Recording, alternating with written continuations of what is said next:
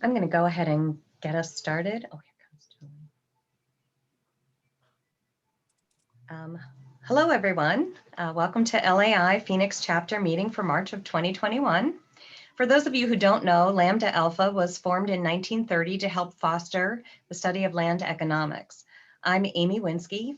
I own AmeriCapital, and I am your president for 2021 to 2023. As we get ready to start our program, I want to remind you to post any questions that you might have in the chat box, and we will make every attempt to get all of your questions answered at the end of the presentation. I'd like to introduce Julie Johnson of Colliers, who is your Phoenix chapter secretary. Julie? Julie, you're muted.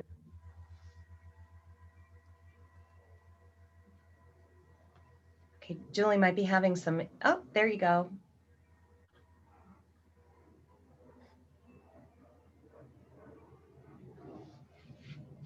I'm just going to go ahead and slide right into Ryan Wall of Colliers. Ryan? Hi, thanks, Amy. Welcome, everyone. We're excited to have your participation here today for the discussion.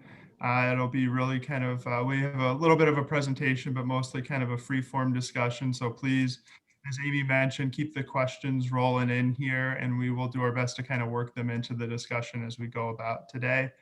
So just a little bit of background on myself. I currently work with Colliers International. I'm part of their national hotel practice for the Western US. Our team is based out here in Phoenix. But prior to that, I've held roles in the appraisal and consulting side of the industry, the operations management side of the industry, and prior to Colliers was on the brand development team for Radisson Hotel Group as part of that company's relaunch back in 2018. So albeit a kind of a short career thus far, it's been one that I've been able to work in a lot of different capacities and touch a lot of different parts of the industry. So I look forward to bringing some of that perspective to the conversation here today. But luckily joined by some really accomplished colleagues here that are no strangers to most of you, I'm sure, but would love to have each of them just give you a brief introduction as to who they are, what their roles are at their organizations, and then we'll start to dive into the discussion here today. So Colleen, I'll have you start us off, and then Steve can go, and then Kim will wrap up with you and do some of those slides. All right, well, thanks, Ryan, and thank you everyone for having me. My name's Colleen Floyd. I'm the Director of Research for the Arizona Office of Tourism, and our office is a state agency, and our job is to promote the state of Arizona as a world-class leisure and business destination that it is. And so in my role as a research director, we have a statute that mandates that we are the research repository for tourism data in the state. So we measure the economic impact of tourism, who tends to visit, and we also conduct the research that informs all of our marketing and advertising. So that is my role. I've been here for about 6 years.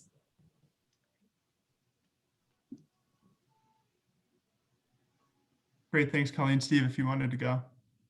Thank you very much, Ryan.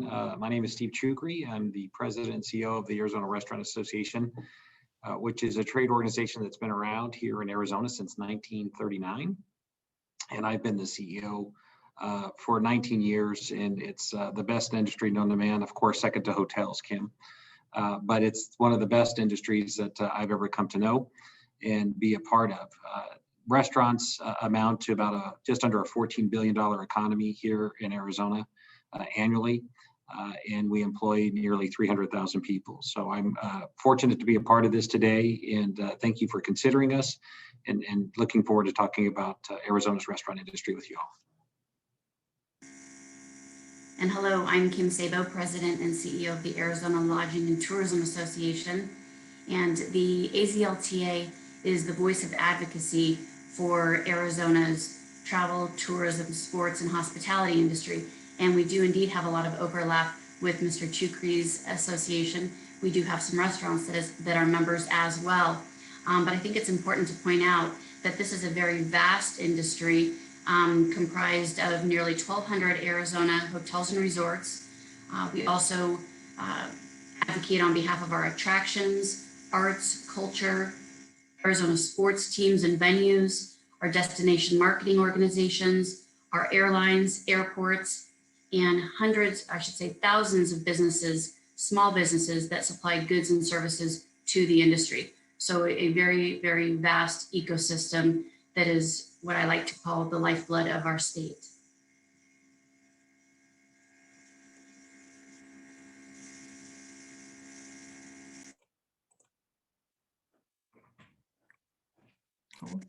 I'm going to go right into these slides, and thank you, Ryan, for helping me share screen on this. I think very important in sort of setting the table for today's conversation is to provide some data. I think that data really shines a light on the importance of this sector and its role in our state's economic vitality. And 2019 was a record year in travel and tourism in Arizona. We welcomed 46.8 million overnight visitors who spent $25.6 billion. The industry is responsible for over 360,000 direct and indirect jobs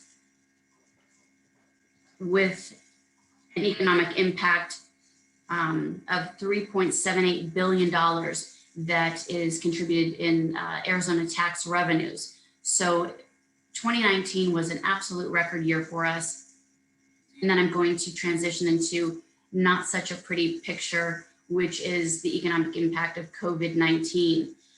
Particularly important to note is that COVID-19 washed up on shore in Arizona in March, which is our high season, busiest season. We're welcoming visitors from around the world for our beautiful weather, our golf courses, spring break, spring training, etc. And COVID, as I mentioned, washed up on shore. The impact of COVID, preliminary numbers that we have, in 2020 alone, the industry lost $11.8 billion in travel spending, which represented a 46% loss. We lost 50% of our hospitality jobs and 75,000, a little more than 75,000 fewer jobs were supported by visitor spending. This resulted in a reduction of $423.3 million in revenues generated to the state coffers. So again, I think very important to set the table with this data just to demonstrate the importance of this industry on our state's economic vitality. Great, thank you, Kim. And I'm going to piggyback off Kim's discussion a little bit too, as we kind of seek to bring last year forward to today. And a lot of our panel discussion is going to more so be focused on, you know, how do we get back to where we were in 2019 before all this disruption happened. But again, I think it's important to kind of set the stage here, just so everyone kind of understands how we got to where we are today.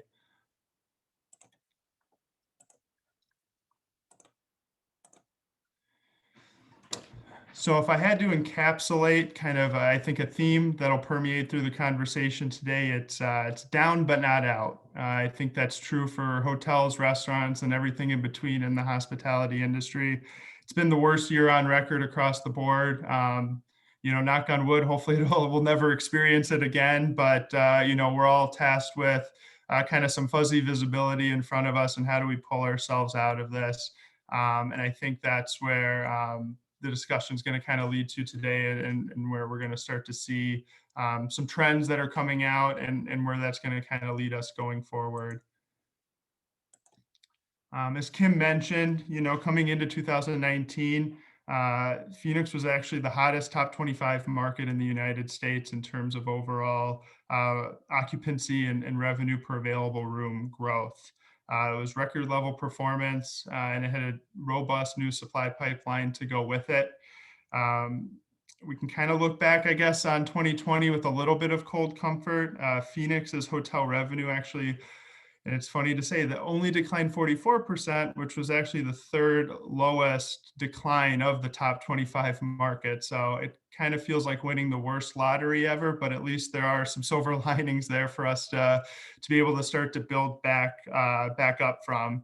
A lot of it was driven by leisure travel. We were surrounded by states that had much more restrictive policies. California namely, and that was what drove a lot of hotel occupancy in some rate to the market during the year last year. But we need to kind of understand the seasonality of the market and how that impacted 2020's performance relative to the rest of the nation, and how that is kind of impacting the way Phoenix is being forecast for 2021 relative to the rest of the nation. Kim had mentioned we got through, I'd say, at least 75% of our peak season before the COVID pandemic really kind of kicked in and shut everything down. Versus a lot of other parts of the country that see their peak seasons maybe in the summertime, right? So that really helped prop up Phoenix's performance last year relative to the rest of the nation. On the flip side, we're having a very strong peak season right now relative to what we've been experiencing over the past year in 2020, but it's still a far cry from what it would normally be out here. And just to kind of put that into context, typically peak season accounts for as much as 50 to more percent of a hotel's revenue for the year. So by having a suppressed peak season, and you'll see this on the graph down below, STR, one of the big forecast groups for the industry, actually has Phoenix as one of the few markets that'll experience has a negative RevPAR forecast, I should say, for 2021. The kind of asterisks and the caveat, it's on the bottom of the chart there, but it's important to know that's relative to 2019's numbers. So that's not saying that we're not recovering, but because of our seasonality and some of those dynamics, unfortunately, operators do have kind of a long year ahead of them before we can really, I think, in 2022 and beyond, start to feel a more robust recovery here in the local lodging industry. So kind of touching on that pipeline a little bit that I was talking about, 29 hotels comprising over 3,000 rooms that have actually opened up in the Phoenix market alone over the last 16 months. So that represents roughly a 4.5% overall supply increase, which is actually the largest increase that Phoenix has seen in over 2 decades. There's another 3,600 rooms that are under construction right now, and 70% of those are said to open at some point here in 2021. And that includes big projects like the Westin being built in Tempe and the 200 plus room expansion over at Wild Horse Pass down there just south of Chandler. So there's a lot of headwinds with new development where we saw projects continuing to move forward despite the pandemic's impact on performance, were projects that already had their debt in place, were maybe already out of the ground. Those projects have pushed forward. That's what we're seeing still coming through the pipeline. Projects that weren't that far along, didn't have their debt in place, or were nowhere near kind of breaking ground, have largely been put on hold.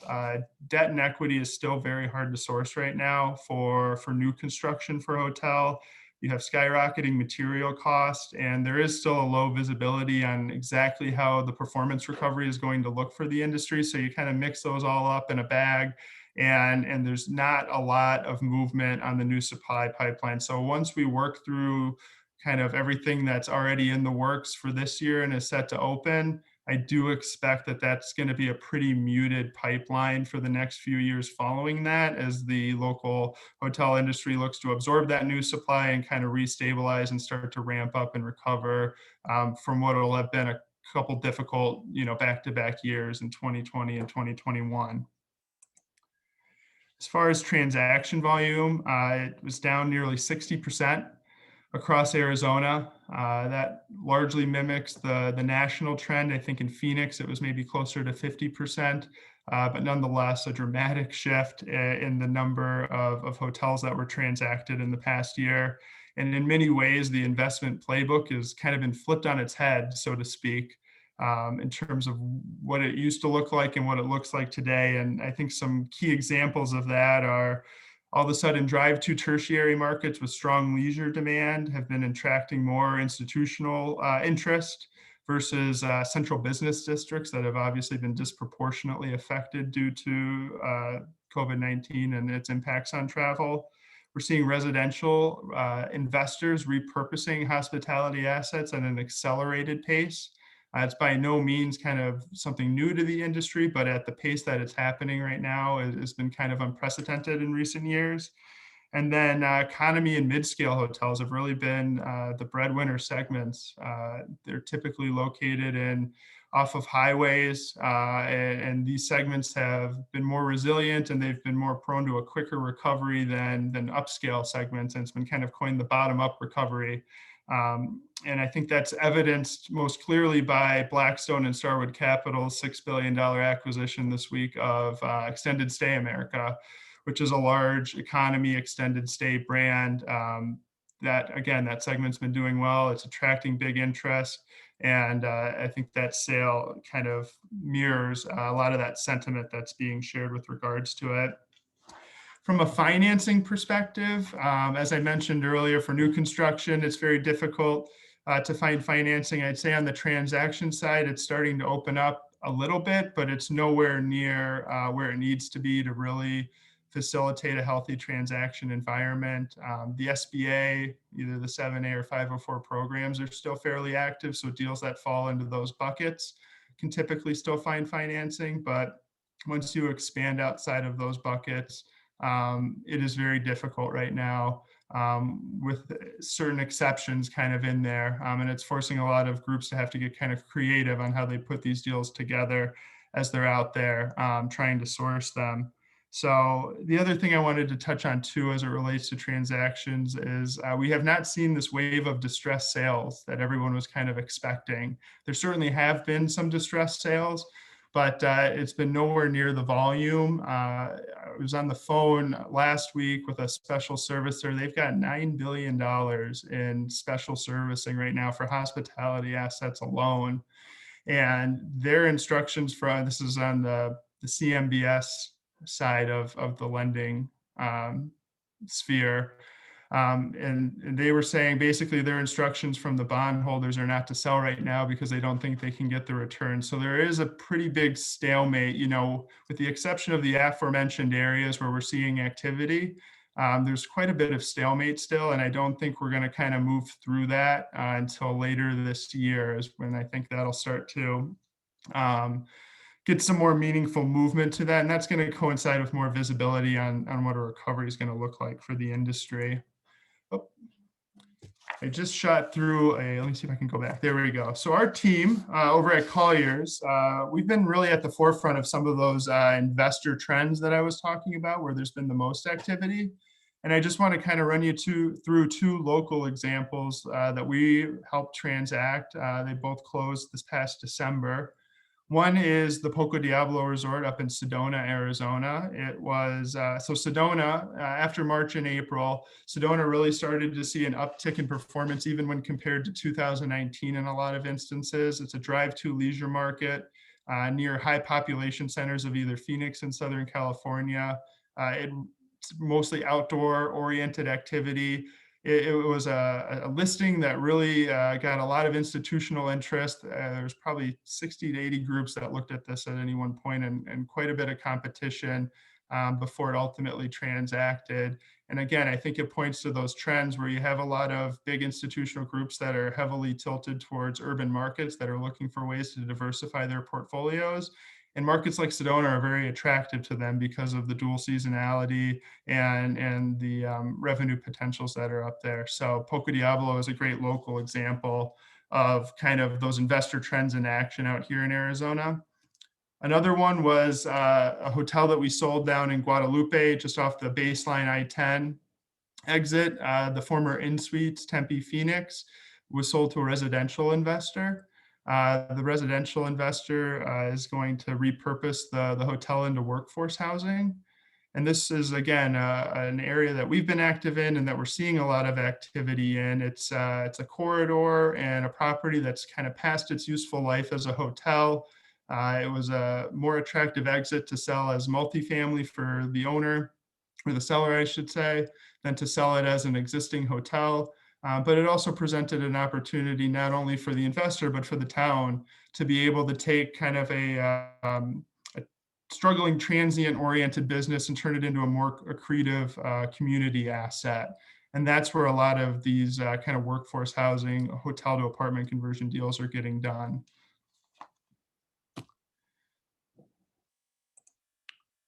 All right. So while I would say that there's been plenty of silver linings in 2020 in terms of where there's been some transaction activity or success stories, the hospitality industry at large still has a long road to recovery. Over 9 billion in direct visitor spending has been lost, as Kim pointed out. And the result has been hundreds of temporary business closures, temporary or permanent business closures, and thousands of jobs lost. So as we kind of set out on this road to recovery and dive into our discussion here, I wanted to ask each panelist if they could give us their point of view on what is the top item or what is the top thing that needs to happen here in 2021 as we start to set out that road to recovery for it to be successful for Arizona tourism and restaurants. Steve, did you want to take that first? Happy to, Ryan. And I failed to mention the other day that Colliers works with us quite a bit. So thank you for all you do. Let me give you just an overview kind of where we've been so I can more accurately tell you where I think we're going. And I'm going to start on a national basis. So just roughly 4 to 5 years ago, the restaurant industry became the most trusted industry in America. We took out technology, which held that spot for a number of years. And as I say, with that opportunity comes responsibility. Last year, restaurants across the United States were slated to sell just under 1 trillion with a T dollars worth of food. We were going to be a 900 roughly and $50 billion industry. Given what happened with COVID, we actually lost roughly about $275 billion across the country in restaurant sales, as well as a dramatic reduction in our workforce. So when you take that down to Arizona, Ryan, you see similar impact, and that is that our daily payroll, just as of yesterday, a year ago yesterday in March, when we all felt the ground quake with COVID-19 here in Arizona, we went from a daily payroll of $14 million down to $2 million. We displaced 80% of our workforce in a matter of 10 to 15 days. Taking our workforce from, at the time, well over 200 and some thousand people down just to literally 20% of that. So it was dramatic. It was hard hit, very much so experienced by the hotel industry, as Kim will say. And then when you look at actual dollars, over the course of the year, we lost just about the same on a smaller level, but $2.75 billion here in Arizona. Those are sales we'll never get back. In 2019, as I indicated in my introduction, we sold about $13 billion worth of food in Arizona. So what did that say for the industry? This is a very entrepreneurial, forward-thinking industry. Restaurateurs are some of the most creative and dynamic people I've ever come to know.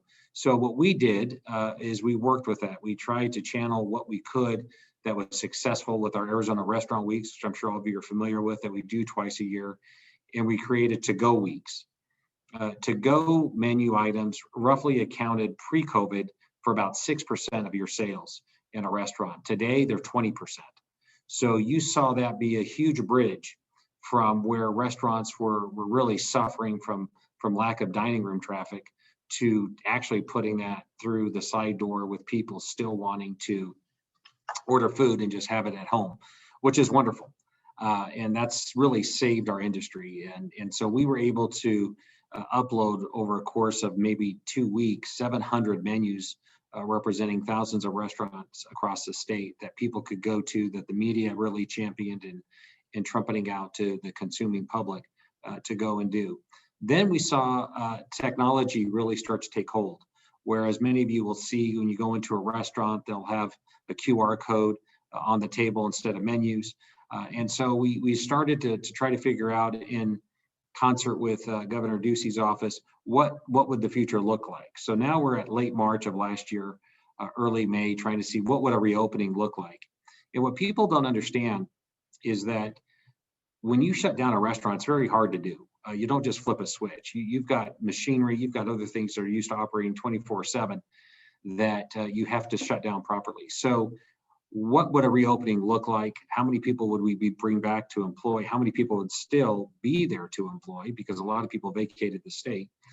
And so all of those decisions we took to heart and worked with our restaurateurs to figure out, and how could we have a touchless system, meaning the QR code, meaning a texting platform. If you were to wait and to be seated later on when we would reopen, how that would look like so people would congregate, wiping down handles on a regular basis. So all of those things we were successful in, thank goodness.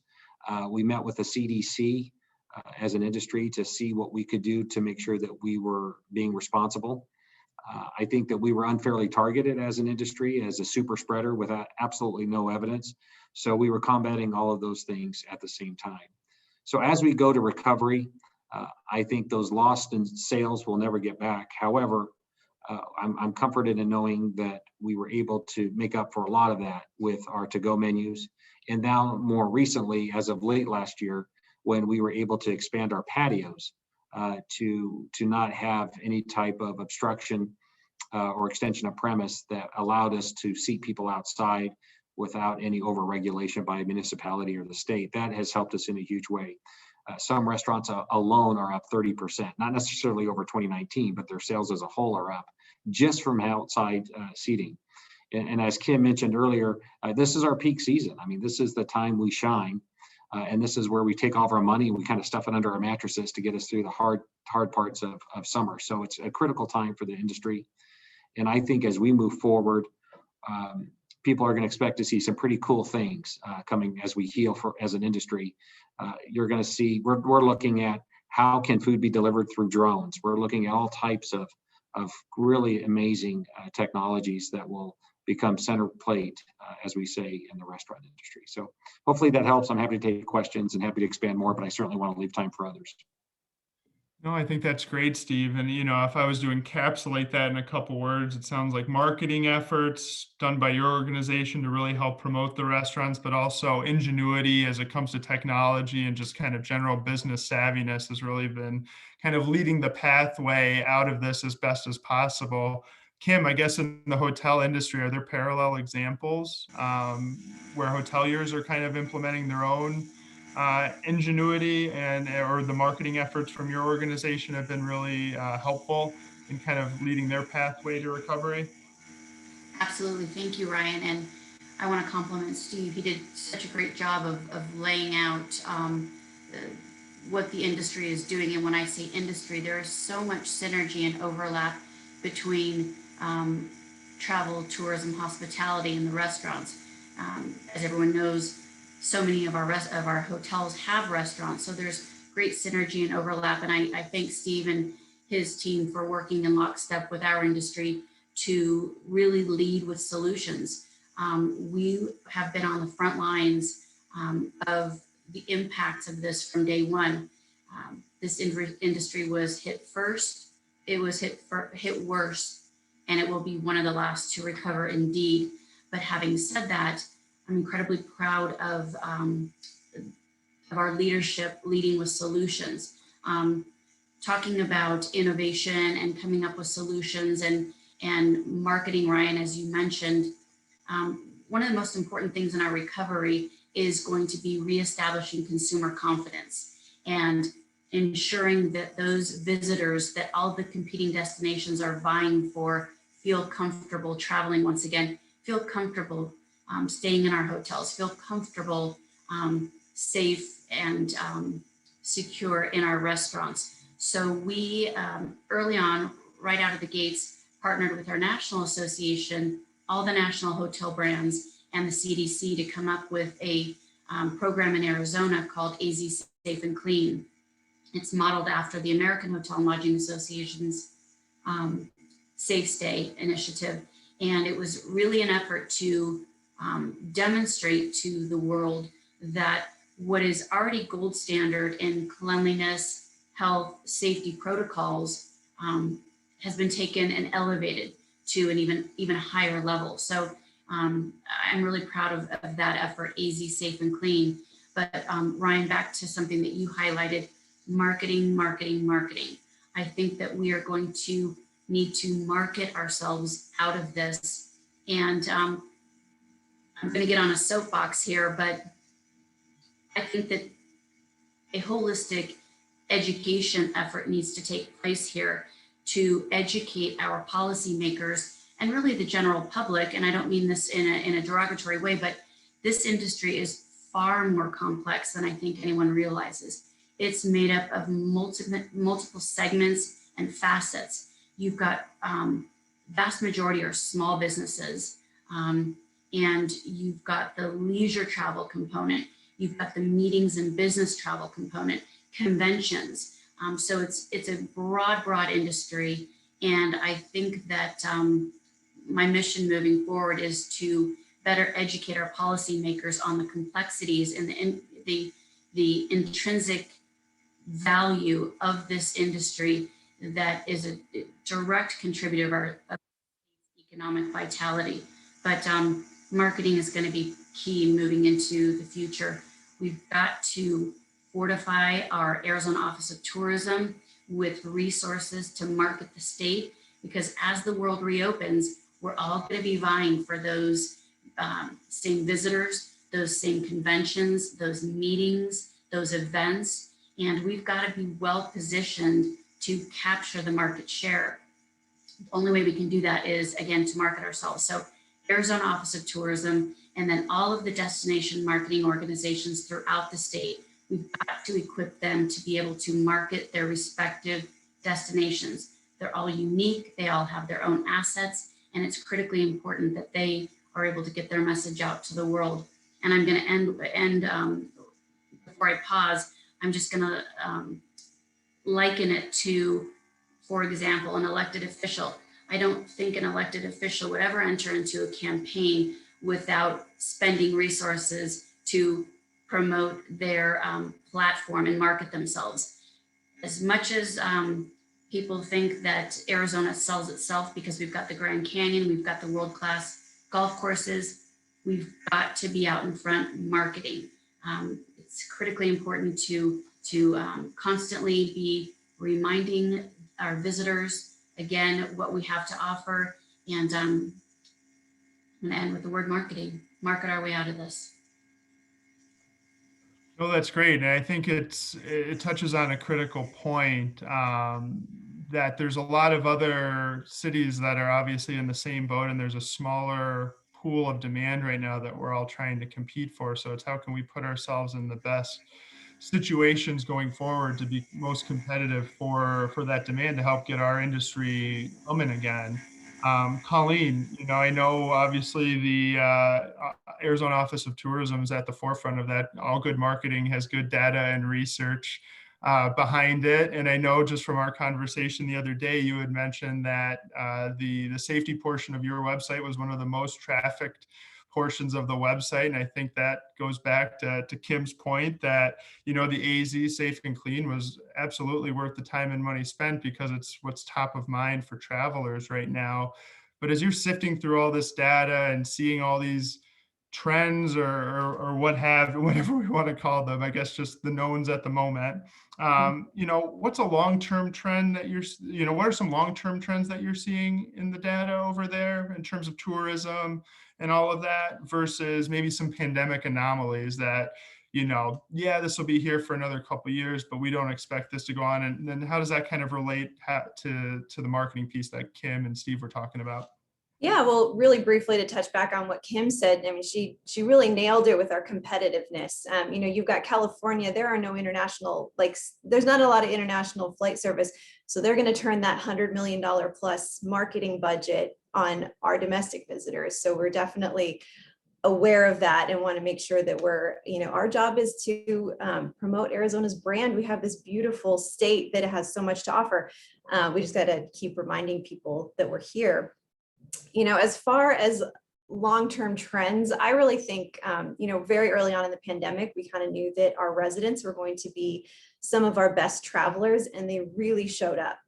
They went all throughout the state. We had lots of great visitation from California to the western half of the state. But Phoenix traveled, they got out there.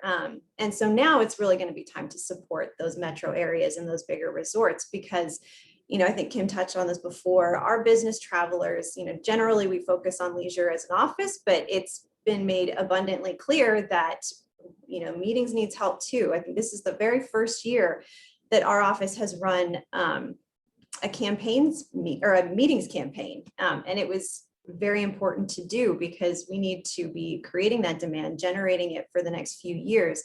These big group events, they book years in advance. And if we're not on it now, we'll be missing out for the future.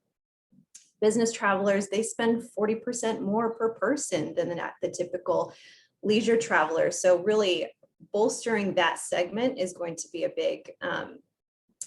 really big priority for our industry for recovery. It supports our banquet staff. There's just so much economic impact from those big meetings. And I certainly think long-term, you were right that there's our COVID information page is by far the most visited page on our website. And we've seen in other data sets too, that people are using destination marketing organizations. So those designated government or quasi-government entities as their information hub. They're going there first for planning. So I think clarity for visitors, simplicity, those are all going to be things that make the visitor experience so much easier when they know where to go, what information, what they can expect when they come here. And so we go right. We refer to AZLTA as AZ Safe and Clean. That's been an incredible thing to have. And we can promote that. And so when visitors know what they can expect in a destination, and no matter where they travel in that destination, it really is calming, and certainty is always very good for business for us.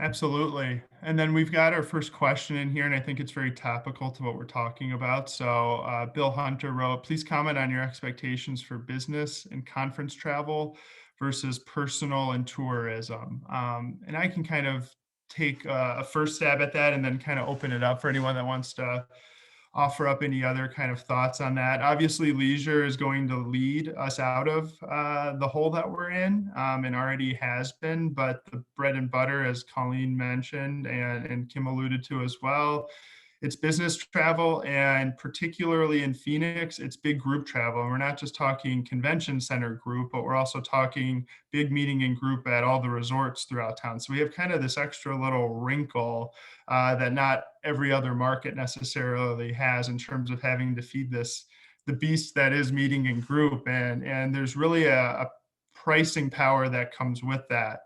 Over this past year, ADRs have largely been up at resorts, but occupancies are down. And that's because typically resorts get a larger share of their ADR from a leisure transient traveler, where group business is more of your heads and beds. And that's what feeds a lot of the ancillary revenue opportunities at a resort. So as we start to pull out of this recovery, and as group starts to recover, the market as a whole will be able to gain pricing power, but there is a little bit of a waterfall effect that happens in the market, I think, when resorts aren't able to price themselves appropriately, and they have to get into a dogfight for group business, and maybe that lowers the ADR that they're going to get for a couple of years. That definitely has an impact on how everyone else in the market is able to price themselves. So the sooner we can get downtown and the convention center on its feet and our resorts on their feet, I think is going to be the telltale sign of how quick we're going to be able to pull out of this. Obviously, the last cycle, that took a long time, and that was kind of exacerbated by, some unique things that we probably won't have to deal with this time around.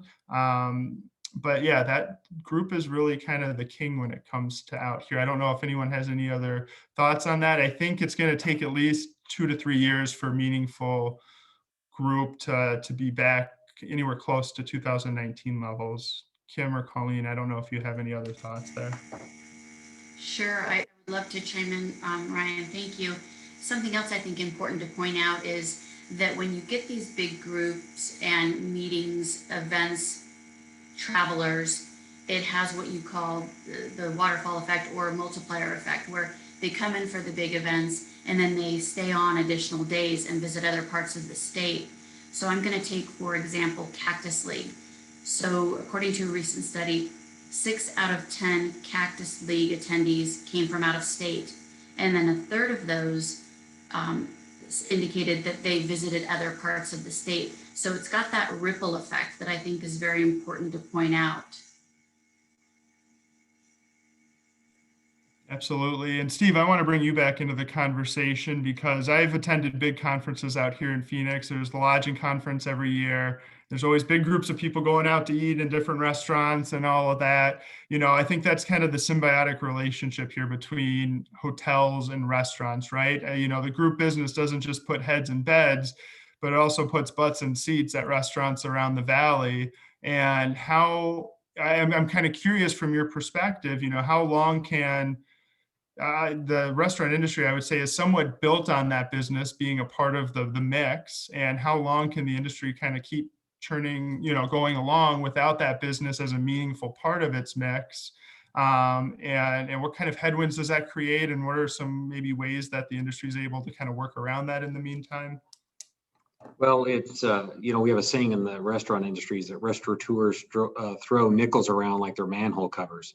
So we're pretty cheap as an industry. And what Kim has said is critical, because those stayovers, right? They're eating in our restaurants, and hopefully they're probably having breakfast at the hotel and then dining out for lunch or dinner. And so that is critical to us. Look, I was born and raised here, and we didn't have seasons back here in the 80s. It was just hot, and then it was hotter, but people didn't flee the state like they do now when it comes to those hot summer months. So it's really, really important to us to try and keep those visitors. And whereas the hotels do great staycations, promoted, of course, by AOT, who, by the way, has been a great partner to us. And so thank you to Colleen and her team, because they helped us with our takeout weeks and everything else. I think as we navigate this, Ryan, going forward, is how do we stay as adept and nimble as we can? And to-go service is still going to be very much a key component to our success coming out of COVID-19. And drive-throughs for our industry have never been more important than they are today. You can't find real estate. You're in real estate. It's very hard to find a drive-through restaurant that's vacant right now that hasn't already been taken up. So what we're looking at and what we're trying to employ from a strategy standpoint is how can we get as much of our menu for those people who still aren't comfortable with coming to our restaurants in the dining rooms? How can we get enough of our menu into their homes? Because ice cream doesn't travel well. French fries, if not packaged correctly, doesn't travel well. So packaging has become probably the most paramount thing in our industry as to what can we have that will keep the right parts of food warm without creating a sogginess effect, and how can we export it from the restaurant? So right now, I would tell you probably maybe a third at the most of your average restaurant menus are transportable in your casual dining segment. So that's something that's going to be really important to us to get right, to continue to get right, so we can continue to sell food. But you'll see to-go service, I think, continue to dominate our profit and loss statements going forward. And even when we get back to more normalcy in the industry, I still believe to-go, because it's been so popular, it will still occupy about 15% to 18% of your sales. It won't go back down to the 6% that we had pre-COVID. Absolutely. No, I think it's very poignant, and it's going to be an interesting trend, I think, to watch as that kind of evolves. But I agree with you. It's very much going to be a part of it, a much bigger part of it going forward. So Colleen, I'm going to pull you back into the conversation. We have another question here, and I know you have some interesting insights on this from our conversation.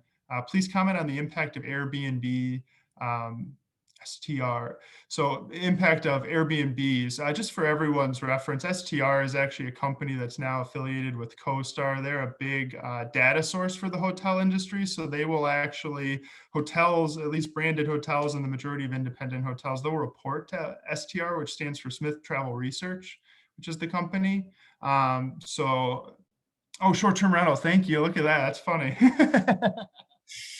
Very good. I appreciate the clarification, Bill. Colleen, go for it.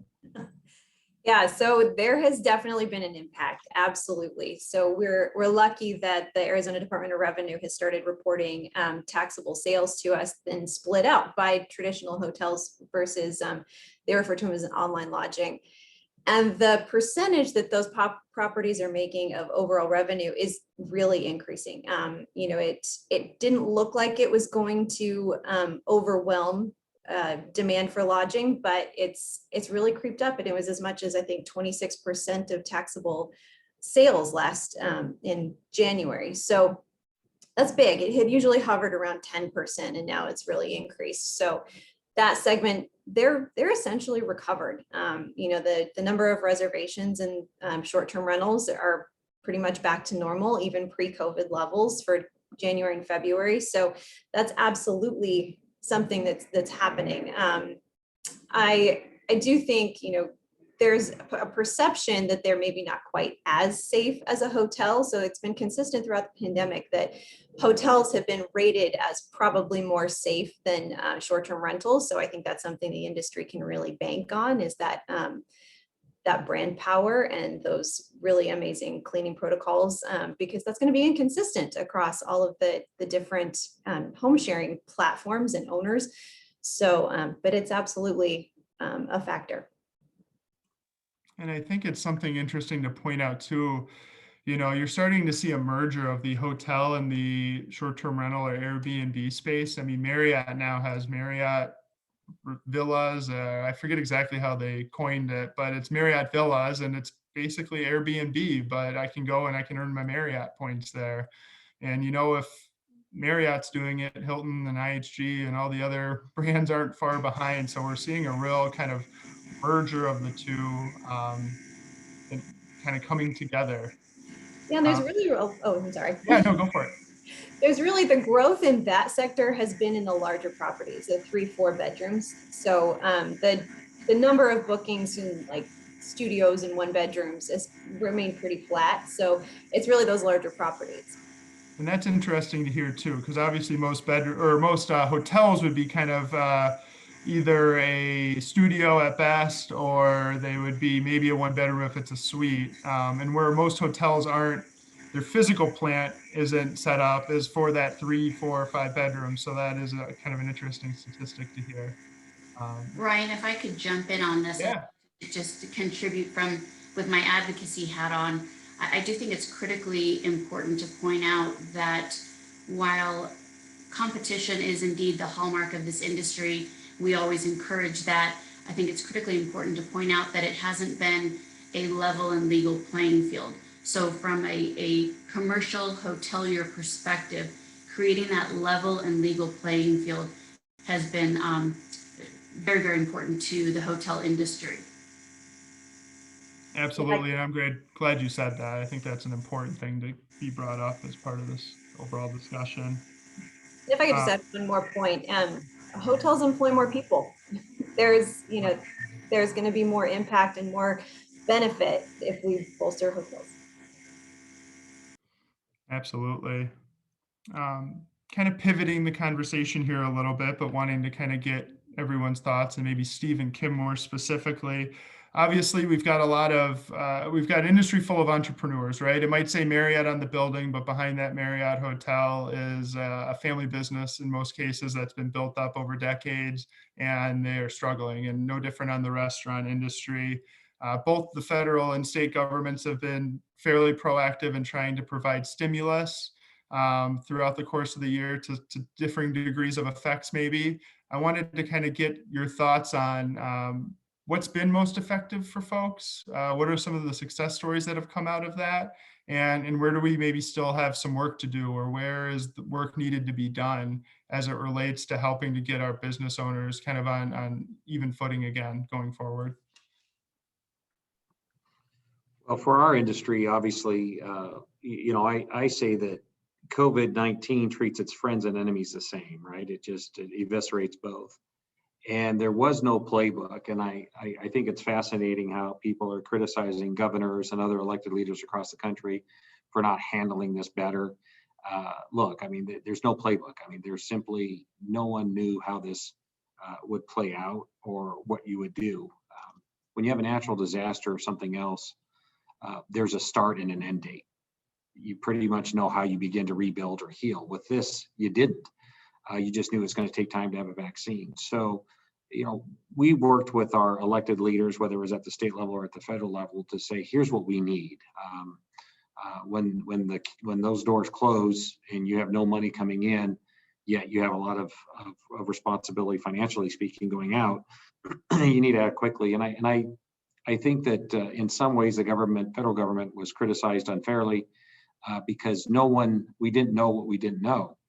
And that being said, the first package came out with its own set of issues, and then the second and the third. But now with what happened last week with the revitalization fund, it's really helping our industry. And even what Governor Ducey did by the patio expansion and the dollar set aside to do that up to every restaurant, I mean, that became fourfold from where it originally started, financially speaking. So to us, we're very grateful.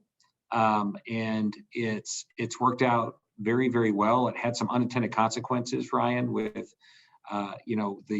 in some cases, our displaced workers were making more not working than working. So that made it challenging to want to get people back into the workforce. And luckily, we have a lot of go-getters in our industry, so it impacted just a smaller percentage, but a percentage nonetheless of our workforce. So certain things that we wanted to be sure of as it relates to a check and balance system, as these monies were coming in, making sure that we were holding people accountable, that we're getting it, were certainly paramount. But we're incredibly grateful. I will tell you that restaurants in Arizona had permanent closures of about 1,200 total, about 10 to 12% across our state last year. If we did not have this funding, it would probably have been 3 to 4 times that, without question. Great. No, I appreciate that. Kim, were there any additional thoughts on your end? Yeah. Yes, sorry, I had to unmute. And Ryan, you brought up a great point. I would like to start by complimenting Governor Ducey. He was very insightful and wise in investing $4 million into Arizona Office of Tourism for a marketing campaign. Fantastic start. But again, I'm going to go back to my advocacy role of continuing to advocate for, Ryan, which you pointed out is an industry that's comprised of the vast majority of small businesses. So we've got the additional resources into marketing, but now we've got to shore up our small guys that are struggling month to month to keep their lights on and their doors open. Really needing to get some of these federal resources down to our small businesses to keep them open so that we have an industry to market in recovery. Very, very passionate about that. And this sort of parlays into what we were talking about earlier with the importance of marketing. And that is a study by Jim Rounds came out, and he cites that for every $10 million invested in tourism promotion, it yields a $100 million return.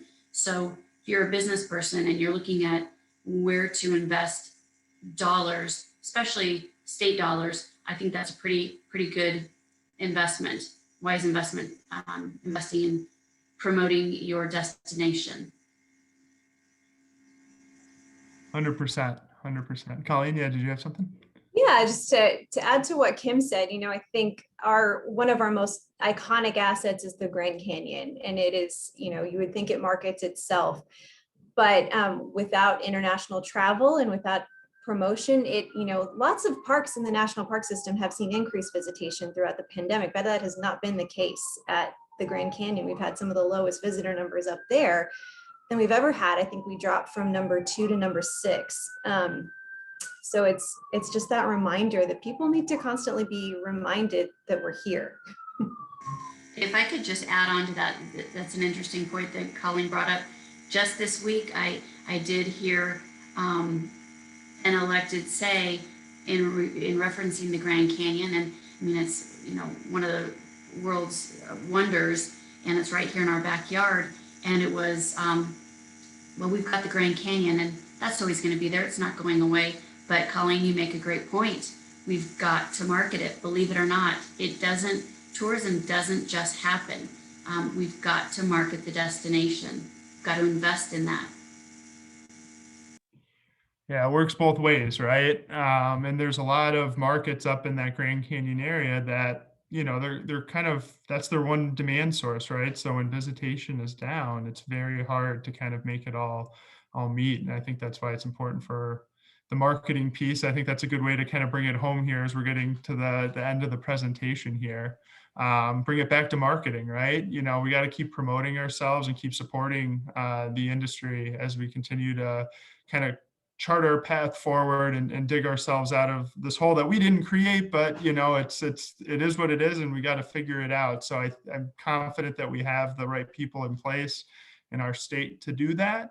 And I'm very excited and optimistic about it. Realistically, it's going to take years. It'll take 2 to 3 years, I think, to start feeling like we're back at 2019 again. But as we've been kind of talking through this, I think we're already on that path, and we're starting to see a little bit more visibility as we look out into the future now where there maybe wasn't before. And again, those are all silver linings that I think we need to feel good about as we, you know, keep going forward here in 2021. But I really appreciate everyone participating here today. It's been great spending time with you all. I appreciate the questions that came in. Amy, I'll turn it back over to you now, though. Thank you, Ryan. I really appreciate you moderating today's program. And thank you to Kim, Colleen, and Steve for all of your insight and information. It was very valuable. And I know that everybody has commented. We've had a couple of comments about how incredible the program has been. So thank you again for taking your time out of your schedules to be here with us today. I just want to say a couple of things in closing. On March 24th, Pathfinders will be hosting a virtual tour of the Phoenix Suns Arena transformation. Very exciting. If you're not familiar with our Pathfinders program, let me just explain for a little bit. LAI is a membership organization that requires 10 years of experience in land development, and one must be nominated by a member, which sometimes can take years to achieve.